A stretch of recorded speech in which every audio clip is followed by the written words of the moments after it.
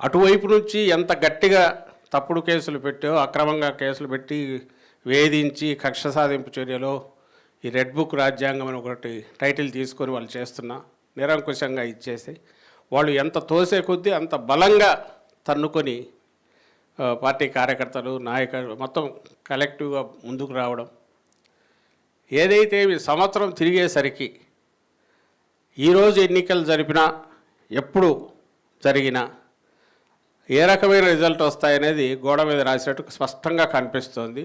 మళ్ళీ థంపింగ్ మెజారిటీతో జగన్మోహన్ రెడ్డి గారు మళ్ళీ ముఖ్యమంత్రి అవుతారనేది ఇట్స్ రైటింగ్ ఆన్ వాల్ అంటారు కదా, కళ్ళ ముందు కనపడుతుంది.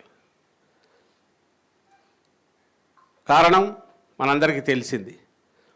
అతను ఏది అమలు చేయాలనుకోని ముందు అనే ఆలోచన కూడా ఉన్నట్లేదు చంద్రబాబు నాయుడుకు ముందు నుంచి. అందుకోసమే ఎంత కావాలంటే అసాధ్యమైన హామీలన్నీ ఇచ్చారు. అమలు చేయాలనే ఆలోచన కూడా లేదు కాబట్టి అసలు ఇస్తున్నవి కూడా ఎందుకు ఇవ్వాలని అనుకున్నట్టున్నాడు అనవసరం. బహుశా జగన్మోహన్ రెడ్డి గారి అనుభవం చూశాక ఏం చేసినా వీళ్ళు ఎన్నికల్లో అయితే ఓట్లు వేస్తారు లేదు గ్యారెంటీ అయినప్పుడు ఆ మాత్రం కూడా ఎందుకు ఇవ్వాలనుకున్నట్టున్నాడు. నడుస్తున్న పథకాలు కూడా ఆపేశాడు. దీంతో పాటు ఇంకో పక్క అడ్డంగా ఎక్కడ చూసినా దోపిడీ అవినీతి భయంకరంగా ఉన్నాయి. ఇంకో పక్క నేను ఇంతకుముందు అన్నా అసలు లా అండ్ ఆర్డర్ అనేది లేకుండా పోయింది. ప్రతిపక్షంగా ఉన్న మన మీద మొదలుపెట్టిన అటాక్స్ పోలీస్ మొత్తం వ్యవస్థను లొంగ తీసుకునో దాని ద్వారా మన మీద మొదలుపెట్టిన అటాక్స్ అణచివేత ఇప్పుడు సామాన్యుల మీద కూడా పోతుంది.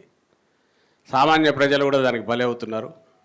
ఎక్కడైనా సిస్టమ్ పూర్తిగా దాన్ని ఇట్లా పొలిటికల్ దీనికోసం వాడుకోవడం దుర్వినియోగం చేయడం మొదలుపెడితే ఆఖరికి ఏం జరుగుతుందంటే సామాన్యులే దానికి సఫర్ అవుతారు. అది మొదలైంది.